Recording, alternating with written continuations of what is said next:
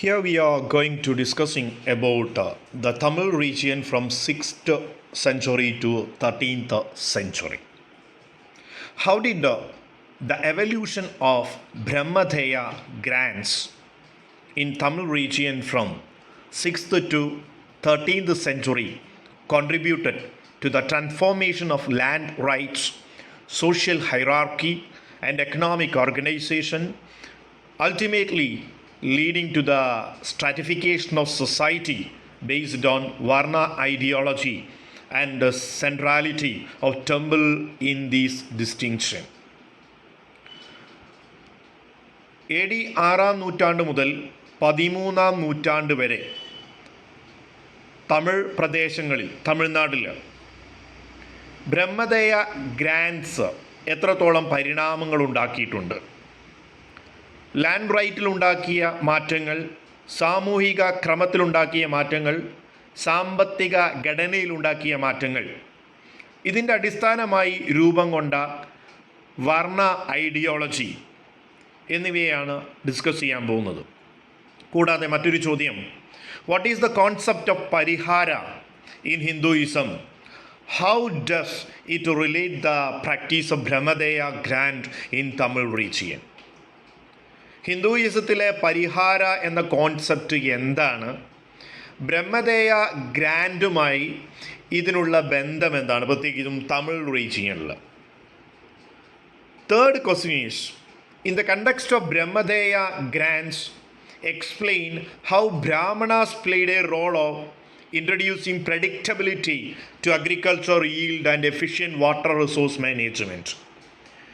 ബ്രഹ്മദേയ ഗ്രാൻസിൻ്റെ അടിസ്ഥാനത്തിൽ ബ്രാഹ്മണർക്ക് കാർഷിക വൃത്തിയുടെ പ്രവചനങ്ങളിലും കാർഷിക വൃത്തിക്ക് അനുയോജ്യമായ വാട്ടർ റിസോഴ്സ് മാനേജ്മെൻറ്റിലുമൊക്കെ എന്തെല്ലാം പ്രധാന ഉത്തരവാദിത്തങ്ങൾ ഉണ്ടായിരുന്നു?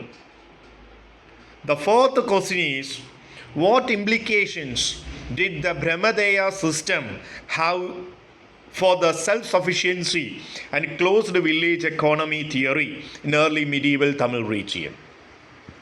ബ്രഹ്മദേയ സമ്പ്രദായത്തിൻ്റെ അടിസ്ഥാനത്തിൽ സ്വയം പര്യാപ്തമായ സാമ്പത്തികമായി സ്വയം പര്യാപ്തതയുള്ള ഗ്രാമങ്ങൾ മധ്യകാലഘട്ടത്തിലെ തമിഴ്നാട്ടിൽ രൂപം കൊണ്ടു. എപ്രകാരമായിരുന്നു എന്ന് വിശകലനം ചെയ്യുക. The last question is, explain parihara, analyse the pariharas in context of brahmadeya grants. ബ്രഹ്മദേയ ഗ്രാൻഡ്സിൻ്റെ അടിസ്ഥാനത്തിൽ പരിഹാര എന്താണ് എന്ന് വിശകലനം ചെയ്യുക എന്നിവയൊക്കെയാണ് ചോദ്യങ്ങൾ. The answer is, the progression of this evolution in Tamil region spans from the 6th to 13th century. These timelines can be divided into two distinct phases. The initial phase lasting from 6th century to 9th century CE, followed by the second phase from 10th century to 13th centuries AD. Tamil ഭൂപ്രദേശത്തിൻ്റെ സാമ്പത്തികവും സാമൂഹികവും കാർഷികവുമായ പരിണാമം സംഭവിക്കുന്നത് A D 6-ാം നൂറ്റാണ്ട് മുതൽ 13-ാം നൂറ്റാണ്ട് വരെയാണ്. ഈ കാലഘട്ടത്തെ നമ്മൾക്ക് രണ്ട് ഘട്ടങ്ങളായി വേർതിരിക്കാം. ഇതിലെ ആദ്യ ഘട്ടത്തെ 6-ാം നൂറ്റാണ്ട് മുതൽ 19-ാം നൂറ്റാണ്ട് വരെയുള്ള പരിണാമമെന്നും രണ്ടാം ഘട്ടത്തെ 10-ാം നൂറ്റാണ്ട് മുതൽ 13-ാം നൂറ്റാണ്ട് വരെയുള്ള കാലമെന്നും വേർതിരിക്കാവുന്നതാണ്.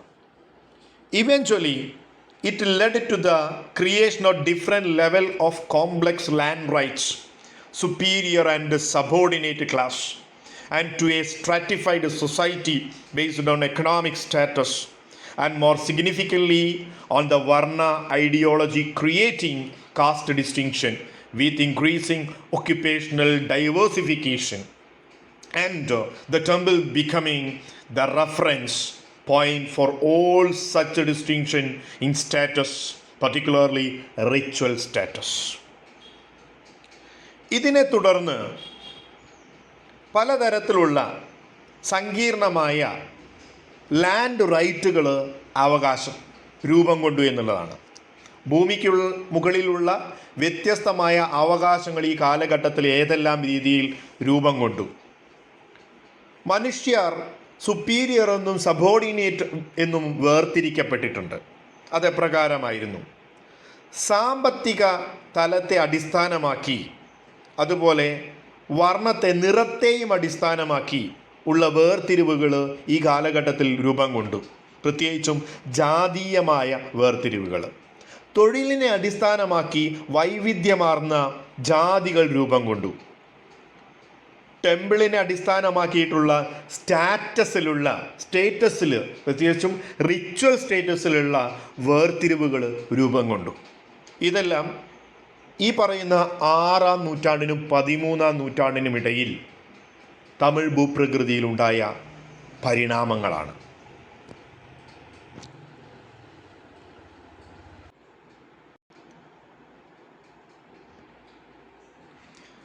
The early Pallava grants in Prakriti and Sanskrit in 4th to 6th century AD refer to the villages in Krishna and Guntur district and further south in Nellore district.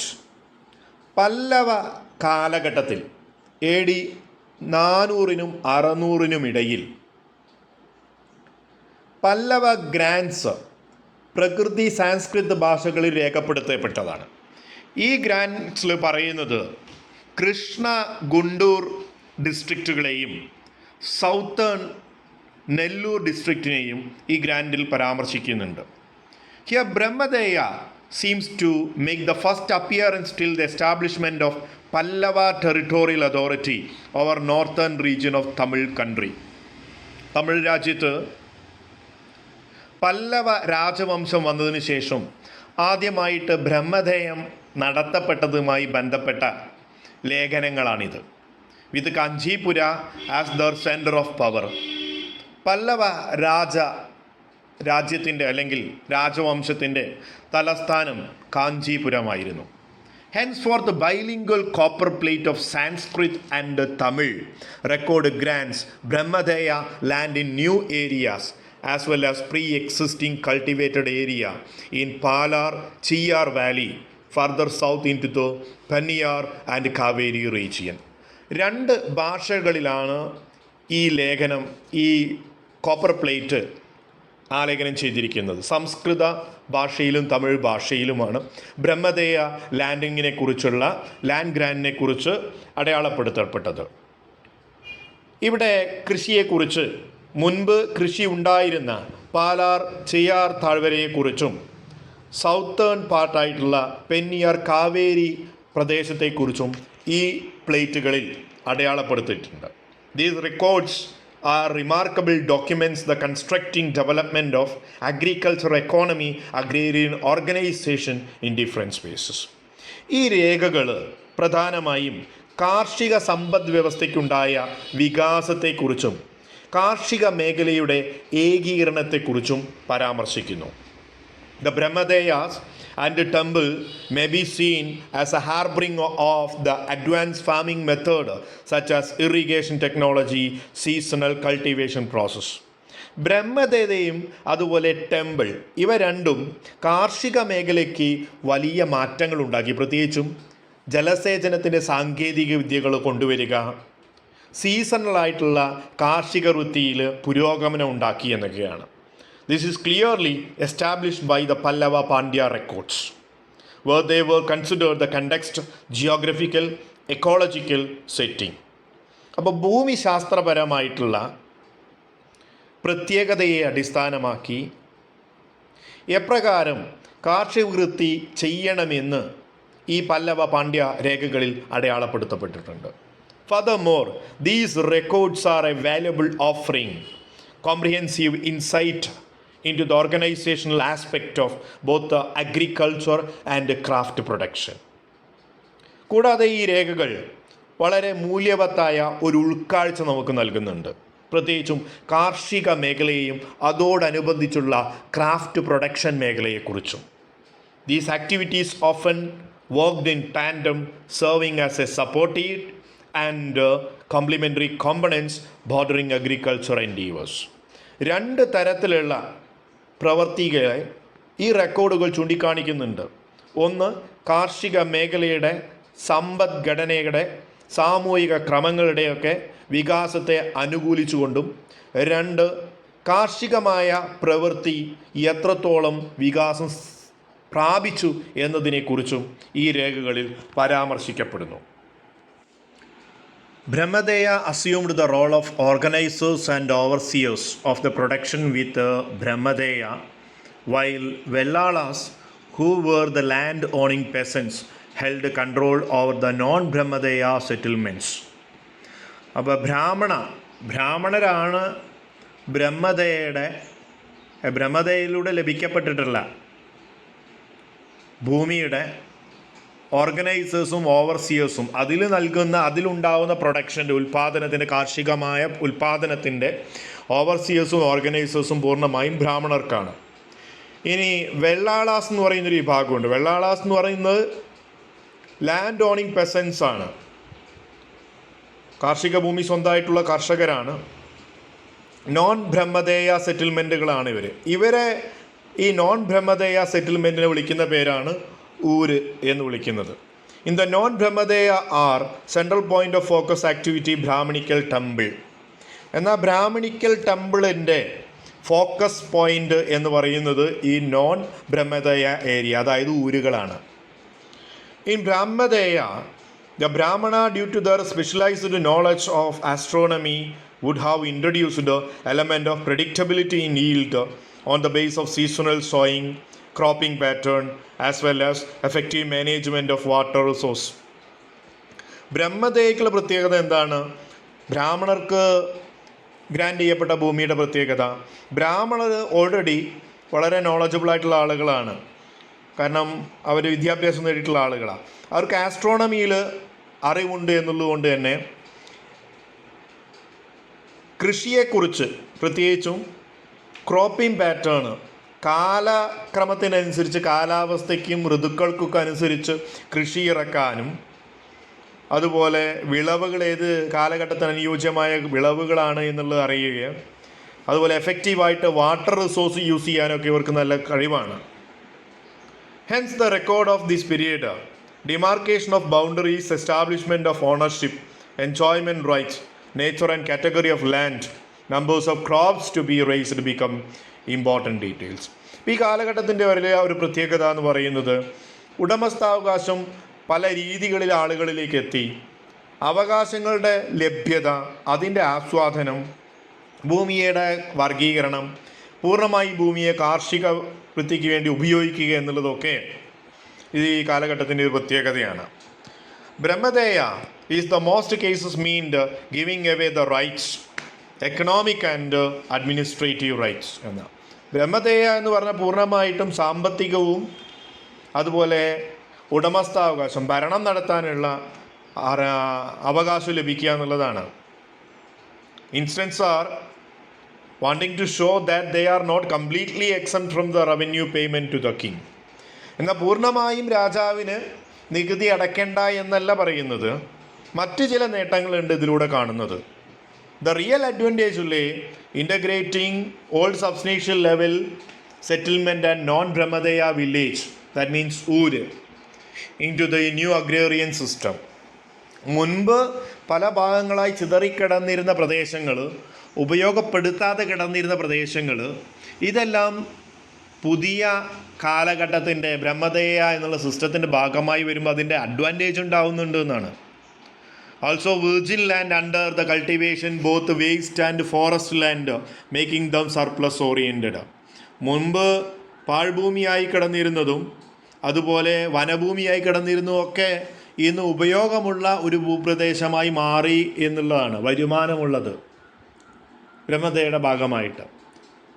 Also examples several pre-existing settlement being clubbed together, new Brahmadeya integrated into എന്ന്. അപ്പോൾ മുമ്പ് ചിതറിക്കിടന്നിരുന്ന പ്രദേശങ്ങൾ മുൻപ് settlement ആയിരുന്നവ തന്നെയാണ്, എന്നാൽ അവയുടെയെല്ലാം ബ്രഹ്മദയയിലൂടെ ഏകീകരിക്കപ്പെട്ടു. അതിന് വികാസമുണ്ടായി. നികുതി നൽകേണ്ടതില്ല എന്ന് പറയുമ്പോൾ പൂർണ്ണമായുള്ള സ്വാതന്ത്ര്യം ലഭിച്ചു. അത്തരം ചില പ്രദേശങ്ങളെക്കുറിച്ച് AD 8-ാം നൂറ്റാണ്ടിൽ നന്ദിവർമ്മൻ രണ്ടാമൻ അദ്ദേഹം സ്ഥാപിച്ചിട്ടുള്ള ചില കോപ്പർ പ്ലേറ്റുകളുണ്ട്. അതിലെ ഒരു കോപ്പർ പ്ലേറ്റാണ് ഉദയേന്ദ്രിയം കോപ്പർ പ്ലേറ്റ്, അതുപോലെ പട്ടാൽ മംഗലം കോപ്പർ പ്ലേറ്റ്. ഇത് രണ്ടും നന്ദിവർമ്മൻ രണ്ടാമൻ്റെ കോപ്പർ പ്ലേറ്റുകളാണ്. ഇതിൽ ഇപ്രകാരം പരാമർശിക്കുന്നുണ്ട്: the tax exemption given to brahmadeya do not obviously apply to such village thus brought in to the system unless otherwise specified. അപ്പം നികുതി ഒഴിവാക്കപ്പെട്ടിട്ടുള്ള പ്രദേശങ്ങൾ, ആ നികുതി ഒഴിവാക്കപ്പെട്ട പ്രദേശങ്ങൾ എന്താണ്? ബ്രഹ്മദേയയിലൂടെ നൽകപ്പെട്ടിട്ടുള്ള ഗ്രാൻഡായിട്ടുള്ള നൽകപ്പെട്ടിട്ടുള്ള ഭൂമിയാണ്. അത്തരം പ്രദേശങ്ങൾ കൾട്ടിവേഷന് വേണ്ടി ഉപയോഗിക്കപ്പെട്ടു എന്നുള്ളതാണ്. അപ്പോൾ ഇതൊക്കെ പ്രധാനമായും കാർഷിക മേഖലയെ കൂടുതൽ അഭിവൃദ്ധിയിലേക്ക് നയിച്ചു എന്നുള്ളതാണ്. The circulation resource was through the നാട് ഓർ കുരം വിച്ച് വെർ എക്സിസ്റ്റിംഗ്. കൂടാതെ ഉണ്ടായിരുന്ന ഉൽപ്പന്നങ്ങളിൽ നിന്ന് ലഭിച്ചിട്ടുള്ള റിസോഴ്സ് ഉറവിടങ്ങൾ അതൊരു നാടിനകത്ത്, ഒരു കുലത്തിനകത്ത് എന്ത് ചെയ്യപ്പെട്ടു? സർക്കുലേറ്റ് ചെയ്യപ്പെട്ടു എന്നുള്ളതാണ്. അതായത് ഒരു പെസൻസ് റീജിയനിൽ തന്നെ അത് റെഗുലേറ്റ് ചെയ്യപ്പെട്ടു. To newly made revenue unit of early medieval state, Pallava, Pandya, Chola period. 6 മുതൽ 9-ാം നൂറ്റാണ്ട് വരെ പല്ലവന്മാരും 7 മുതൽ 10-ാം നൂറ്റാണ്ട് വരെ പാണ്ഡ്യ രാജവംശവും 13 മുതൽ 16 വരെ ചോള രാജവംശവും നിലനിന്നിരുന്നു. ഈ കാലഘട്ടങ്ങളിലൊക്കെ ഈ പറയുന്ന 2 രീതിയിലുള്ള ഒരു റവന്യൂ യൂണിറ്റ് നിലനിന്നു എന്നുള്ളതാണ്. നോൺ ബ്രഹ്മദേയ ആൻഡ് ബ്രഹ്മദേയ എന്നുള്ള 2 യൂണിറ്റുകൾ നിലനിന്നു. The circulation resource was also effected through the temple. ഇനി ഉറവിടങ്ങളുടെ സർക്കുലേഷൻ, അതിലും ടെമ്പിളിൻ്റെ എഫക്റ്റ് ഉണ്ടായിരുന്നു. Old substance level settlement were part of nadu. Quite few of them were integrated in to new agrarian order through brahmadeya. പഴയ കാലത്തെ സെറ്റിൽമെൻറ്റിനെ നാട് എന്നാണ് വിളിക്കുക. നാട് എന്ന് പറഞ്ഞാൽ ഊരിനേക്കാൾ വലുതാണ്. ഈ നാട് ബ്രഹ്മദേയത്തിലൂടെ ചില നാടുകൾക്കൊക്കെ പുരോഗതി ഉണ്ടായിട്ടുണ്ട്, എന്നാൽ പൂർണ്ണമായൊന്നും പുരോഗതി ഉണ്ടായിട്ടുമില്ല. The extent cannot be precisely determined. Regular revenue reached royal bhandaras through such circulation. എന്തു തന്നെയാണെങ്കിലും 2 തരത്തിലുള്ള റവന്യൂ റിസോഴ്സ് യൂണിറ്റുകളുണ്ടായി എന്ന് നമ്മൾ പറഞ്ഞു. ഇതിൽ നിന്ന് കിട്ടുന്ന വരുമാനം നേരെ രാജാവിൻ്റെ ട്രഷറിയിലേക്ക് തന്നെ എത്തിച്ചേർന്നിരുന്നു സ്ഥിരമായിട്ട്. At the local level, chief beneficiary of the redistribution process were locally powerful elite, temple and brahmana, apart from temple functionaries and tenant. ഇനി താഴെ തട്ടിലേക്ക് വരുമ്പോൾ റിസോഴ്സും റവന്യൂവും ആരിലേക്കാണ് എത്തിച്ചേരുക? അത് ടെമ്പിളിലേക്കും ബ്രാഹ്മണരിലേക്കുമാണ് എത്തിച്ചേരുക. അവിടെ നിന്ന് പിന്നെ ആരിലേക്ക്? രാജാവിലേക്കും എന്നാണ്. So the coordination of production and distribution process were in the hand of സഭ. ഇനി ഉൽപാദനം, വിതരണം എന്ന പ്രക്രിയ കൈകാര്യം ചെയ്തിരുന്നത് സഭകളാണ്. സഭ എന്ന് പറഞ്ഞാൽ ബ്രാഹ്മണ സഭകളായിരുന്നു. അതിന് പുറമെ ഊരുമാണുള്ളത്. ഊരു എന്ന് പറഞ്ഞാൽ വെള്ളാള അസംബ്ലികളാണ്, നോൺ ബ്രഹ്മദേയ ആയിട്ടുള്ള പെസൻസിൻ്റെ assembly. The later often working to close collaboration, cooperation, Brahmana Sabha under their guidance often Natar or member of the Nadu Assembly, whose role organization, production, agriculture resource was significant, particularly with the regard to the common agrarian problem like irrigation, mobilization of labor, means of production and redistribution. ഇനി ഈ സഭകൾ 2 തരത്തിലുണ്ട്. ഒന്ന് ബ്രാഹ്മണ സഭയുണ്ട്, രണ്ടാമത്തത് വെള്ളാള സഭയുണ്ട്. ഈ വെള്ളാള സഭയ്ക്ക് ഒരു പ്രധാന അംഗം ഉണ്ടാവും. അയാളാണ് നാടിൻ്റെ മെമ്പറാണ് നാട്ടാർ എന്ന് പറയുന്നത്. ഈ നാട്ടാരാണ് സാധാരണ കാർഷിക മേഖലയിലെ പ്രശ്നങ്ങൾക്ക് പരിഹാരം കാണുക. അതായത് നാട് അസംബ്ലിയിൽ കൃഷിക്കാർ നേരിടുന്ന പ്രശ്നങ്ങൾ ചർച്ച ചെയ്യപ്പെടും, അതിനുള്ള പരിഹാരം കാണും. പ്രത്യേകിച്ചും ജലസേചന സംബന്ധമായ പ്രശ്നങ്ങൾ, തൊഴിലാളികളുടെ ലഭ്യതയെക്കുറിച്ച്, ഉൽപ്പാദനത്തെയും വിതരണത്തെയും കുറിച്ച് ഇതൊക്കെ ചർച്ച ചെയ്യുകയും പരിഹാരം കാണുകയും ചെയ്യുന്ന സഭയാണ് നാട് അസംബ്ലി. ഇത് ബ്രാഹ്മണ സഭയ്ക്ക് താഴെയാണ്. ഈ ബ്രാഹ്മണ സഭയുമായിട്ട് ഇതിന് ഒരു ബന്ധം ഉണ്ടായിരിക്കും. കാരണം അവരാണ് ഏറ്റവും മുകളിലുള്ളവർ. ടെമ്പിളുമായും റിച്വലൊക്കെ ആയിട്ട് ബന്ധമുള്ളത് കൊണ്ടാണ് അങ്ങനെ. The administration of the Brahmadeya was separated from the large regional unit known as നാട്. നാടെന്ന് പറയുന്ന ഈ വലിയ പ്രദേശം അല്ലെങ്കിൽ യൂണിറ്റിൽ നിന്ന് വ്യത്യസ്തമാണ് ബ്രഹ്മദേയയുടെ ഭരണം. ബ്രഹ്മദേയ കംപ്ലീറ്റ്ലി ബ്രാഹ്മണരുടെ കൺട്രോളിലാണ്. As a result the term ur referring settlement consider outside of brahmadeya. ഊര് എന്ന് പറയുന്നത് ആരുടെ സെറ്റിൽമെൻറ്റാണ്? നോൺ ബ്രഹ്മദേയാണ്. അതുകൊണ്ട് തന്നെ ബ്രഹ്മദേയുടെ യാതൊരു അവകാശങ്ങളും ഊരിനില്ല. ബ്രഹ്മദേയയ്ക്ക് പുറത്താണ് ഊര്. അതുകൊണ്ട് തന്നെ ഊരുകളെക്കുറിച്ച് ലെസ് പ്രൊമിനൻ്റ് ഇൻസ്ക്രൈബ്ഡ് റെക്കോർഡ്, രേഖകളിലൊക്കെ വളരെ കുറഞ്ഞ പരാമർശങ്ങളെ ഊരുകളെക്കുറിച്ചുള്ളൂ, തീർത്തും ഇല്ല എന്ന് പറയാം. Instead, inscription often highlighted the significant role played both the Nad and Brahmadeya context of administration organization. എന്നാൽ നാടിനെക്കുറിച്ചും ബ്രഹ്മദേയെക്കുറിച്ചും വളരെയധികം രേഖകളിൽ പരാമർശിക്കപ്പെടുന്നുണ്ട്. In the Brahmadeya, the temple centers, land relation thus came to organized around 2 institutions and 3 category of landowners. ഭൂമിയെ 2 ഇൻസ്റ്റിറ്റ്യൂഷനുകളാണ് നിയന്ത്രിച്ചിരുന്നത്. നമുക്കറിയാം, അത് ബ്രഹ്മദേയയും ടെമ്പിളുമാണ്. ഇനി 3 തരത്തിലുള്ള land owners ഉണ്ടായിരുന്നു. അവരാരൊക്കെയാണ്? ബ്രാഹ്മണ, വെള്ളാള ആൻഡ് ടെമ്പിൾ. 3 തരത്തിലുള്ള ഭൂ ഉടമകൾ. ഒന്ന് ബ്രാഹ്മണർ, ഒന്ന് വെള്ളാളന്മാർ, അതായത് ബ്രാഹ്മണരല്ലാത്തവർ. മൂന്നാമത്തത് ടെമ്പിൾ തന്നെയാണ്. ടെമ്പിൾ ആരാ അഡ്മിനിസ്ട്രേറ്റ് ചെയ്ത്? ടെമ്പിൾ ഒരു പക്ഷേ ബ്രാഹ്മണരുടെ കയ്യിലോ അല്ലെങ്കിൽ വെള്ളാളന്മാരുടെ കയ്യിലോ ടെമ്പിൾ ഉണ്ടാവും. ഇങ്ങനെ 3 ലോക്കൽ എലൈറ്റുകൾ ഉയർന്നു വന്നു.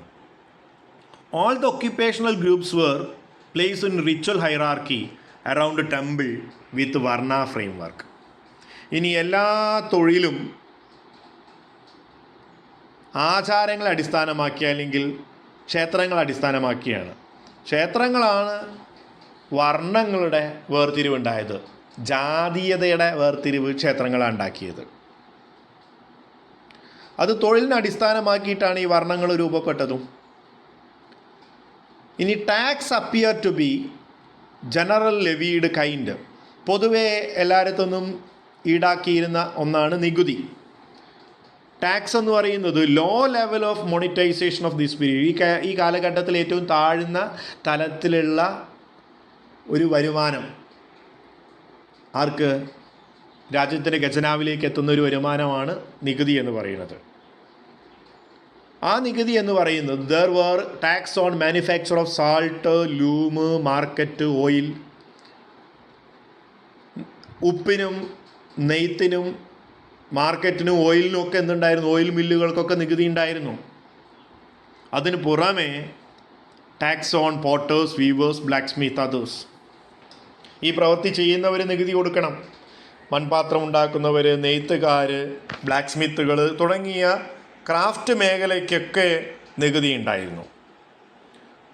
ഗുഡ്സിന് മാത്രമല്ല, ചരക്കുകൾക്ക് മാത്രമല്ല, അതിൻ്റെ ഉൽപ്പാദനം നടത്തുന്നവർക്ക് നികുതി ഉണ്ടായിരുന്നു. There is some degree of controversy about the Brahmadeya were actually free from the complete taxation. എന്നാൽ പൂർണ്ണമായും നികുതിയിൽ നിന്ന് ഒഴിവാക്കപ്പെട്ടവരായിരുന്നു ബ്രഹ്മദേയ എന്ന് പറയുന്നതിൽ ചില കോൺട്രവേഴ്സി ഉണ്ട്. അത് പൂർണ്ണമായിട്ടും ശരിയല്ല എന്ന് പറയുന്നവരുണ്ട്. അതിനൊരു ഉദാഹരണമാണ് for example Pullur plate refer. Pullur copper പ്ലേറ്റിൽ ഇപ്രകാരം പറയുന്നുണ്ട്, non payment four tax four 12 years, 12 വർഷത്തേക്ക് നികുതി അടയ്ക്കേണ്ടതില്ല എന്നൊരു ബ്രഹ്മദയ ലാൻഡ് ഗ്രാൻഡ് ഇൻസ്ക്രിപ്ഷനായ പുല്ലൂർ പ്ലേറ്റിൽ പറയുന്നുണ്ട്. അതിൻ്റെ അർത്ഥം എന്താ? In essence these grand were initially intended to promote agriculture development and expand cultivation. കാർഷിക മേഖലയെ പ്രോത്സാഹിപ്പിക്കുന്നതിന് വേണ്ടി ഭൂമി കൈമാറ്റം ചെയ്തപ്പോൾ തുടക്ക കാലഘട്ടത്തിൽ, അതായത് ഈ ഭൂമി ഉപയോഗിക്കുന്ന ആദ്യത്തെ 12 വർഷം നികുതി അടയ്ക്കേണ്ടതില്ല എന്നാണ് പറഞ്ഞത്. പിന്നെയോ however they were subject to taxation after certain period had passed. എന്നാൽ 12 വർഷം കഴിഞ്ഞാൽ അവർ എന്തായാലും എന്ത് ചെയ്യേണ്ടി വരും? നികുതി അടയ്ക്കേണ്ടി വരും.